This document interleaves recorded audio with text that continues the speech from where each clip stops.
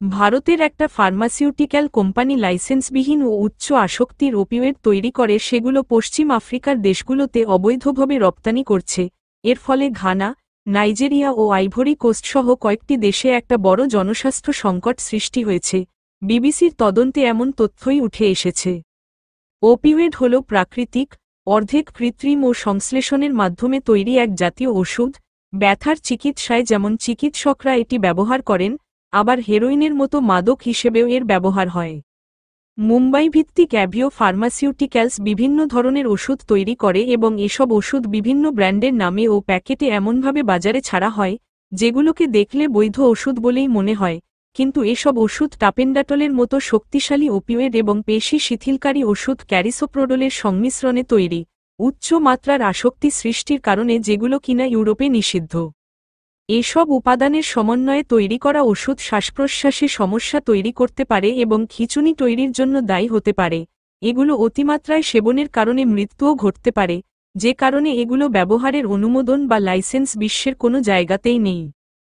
তবে স্বাস্থ্যঝুঁকি থাকার পরও পশ্চিম আফ্রিকার অনেক দেশে এসব ওপিওয়েড স্ট্রিট ড্রাগ হিসেবে খুবই জনপ্রিয়, যা ডাক্তারের প্রেসক্রিপশন ছাড়াই পাওয়া যায় এবং অনেক ক্ষেত্রে নেশার জন্য এর অপব্যবহার করা হয়।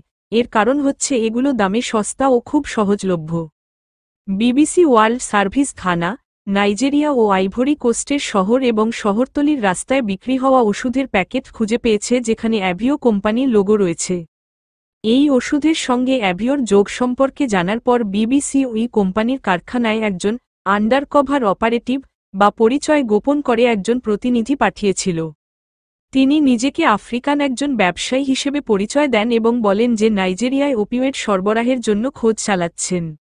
গোপনে রেকর্ড করা ফুটেজ ছদ্মবেশে থাকা অপারেটিভ মিস্টার শর্মাকে বলেন তিনি নাইজেরিয়ার কিশোর কিশোরীদের এই বড়ি বিক্রির পরিকল্পনা করছেন যারা এই পণ্যটি খুবই পছন্দ করে। এটা শুনে মিস্টার শর্মা কিন্তু একটুও চমকে যাননি। জবাবে তিনি বলেন ঠিক আছে। পরে তিনি ব্যাখ্যা করেন যে ব্যবহারকারীরা যদি একবারে 2টি বা 3টি বড়ি সেবন করেন তবে তারা রিল্যাক্স বোধ করবেন। পাশাপাশি এটাও বলেন যে তারা নেশাগ্রস্ত অনুভব করতে পারে। এই বৈঠকের একেবারে শেষের দিকে বিনোদ শর্মা বলেন এটা স্বাস্থ্যের পক্ষে খুবই ক্ষতিকর, কিন্তু আজকালকার দিনে এটাই ব্যবসা। এটা এমন একটা ব্যবসা যা স্বাস্থ্যের ক্ষতি করছে এবং পশ্চিম আফ্রিকা জুড়ে লক্ষ লক্ষ সম্ভাবনাময় তরুণের ভবিষ্যৎকেও ধ্বংস করছে। মাদক ব্যবসা সংক্রান্ত একটা খবর পেয়ে ওই টাস্কফোর্সের সদস্যরা মোটর বাইকে চেপে তামালের দরিদ্রতম অঞ্চলে অভিযান চালালে বিবিসির টিম তাদের অনুসরণ করে। সেই সময় রাস্তায় এক যুবকের দেখা মেলে যিনি নিস্তেজ হয়ে বসেছিলেন। স্থানীয়দের মতে তিনি ওই একই ধরনের মাদক সেবন করেছিলেন। ওই অভিযানে ড্রাগ ডিলার ধরা পড়লে তার কাছে একটা প্লাস্টিকের ব্যাগ পাওয়া যায় যা টাফরোডল লেখা সবুজ বড়িতে ভর্তি। ওই প্যাকেটগুলোতে অ্যাভিও ফার্মাসিউটিক্যালসের নিজস্ব লোগো ছিল। অ্যাভিওর ওই বড়ি যে শুধুমাত্র তামালেই দুর্ভোগ ডেকে এনেছে এমনটা নয়। অ্যাভিওর তৈরি একই জাতীয় প্রোডাক্ট ঘানার অন্যত্র পুলিশ বাজেয়াপ্ত করেছে বলেও বিবিসি জানতে পেরেছে। বিবিসি আরও প্রমাণ পেয়েছে যে অ্যাভিওর বড়ি নাইজেরিয়া ও আইভরি কোস্টের রাস্তায় বিক্রি হচ্ছে এবং সেখানকার কিশোর কিশোরীরা নেশা করতে অ্যালকোহলযুক্ত এনার্জি ড্রিঙ্কে ওই বড়ি মিশিয়ে ব্যবহার করে। জনসাধারণের জন্য উন্মুক্ত রফতানি সংক্রান্ত তথ্য থেকে জানা যায় অ্যাভিও ফার্মাসিউটিক্যালস এবং তাদের সহযোগী সংস্থা ওয়েস্টফিন ইন্টারন্যাশনাল মিলে এই জাতীয় লাখ লাখ ট্যাবলেট ঘানা এবং অন্যান্য পশ্চিম আফ্রিকার দেশগুলোতে পাঠাচ্ছে।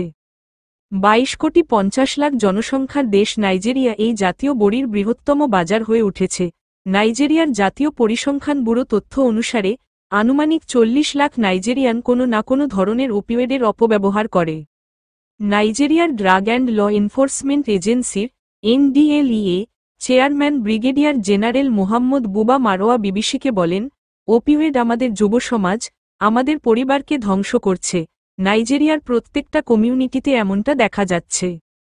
স্ট্রিট ড্রাগ হিসেবে ওপিওয়েড জাতীয় ওষুধের বিক্রি সম্পর্কে 2018 সালে বিবিসি আফ্রিকা আইয়ের তদন্তের পরে নাইজেরিয়ান কর্তৃপক্ষ ট্রামাডল নামে এক ধরনের ব্যথা উপশমকারী ওপিওয়েড নিয়ন্ত্রণ করার চেষ্টা করেছিল।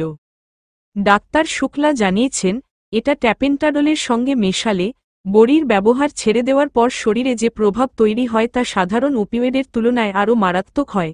তার কথায় এটা একটা বেদনাদায়ক অভিজ্ঞতা। ডাক্তার শুক্লার এটা এমন জিনিস নয় যা ব্যবহারের জন্য আমাদের দেশে লাইসেন্স রয়েছে।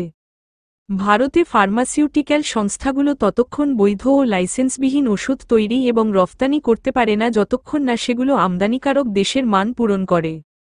ঘানার জাতীয় ড্রাগ এনফোর্সমেন্ট এজেন্সির মতে, অ্যাভিও টাফ্রোডোল এবং ওই জাতীয় প্রোডাক্ট ঘানায় রফতানি করে, অথচ সেখানে টেপেন্টাডল এবং ক্যারিসোপ্রোডোলের এই সংমিশ্রণ লাইসেন্সবিহীন এবং অবৈধ বলে বিবেচনা করা হয়। আবার ঘানায় টাফ্রোডোল পাঠিয়ে অ্যাভিও ভারতীয় আইন ভঙ্গ করছে। এই অভিযোগগুলোর বিষয়ে বিনোদ শর্মা এবং অ্যাভিও ফার্মাসিউটিক্যালসকে জানায় বিবিসি, কিন্তু তাদের পক্ষ থেকে এই বিষয়ে কোনো সাড়া মেলেনি।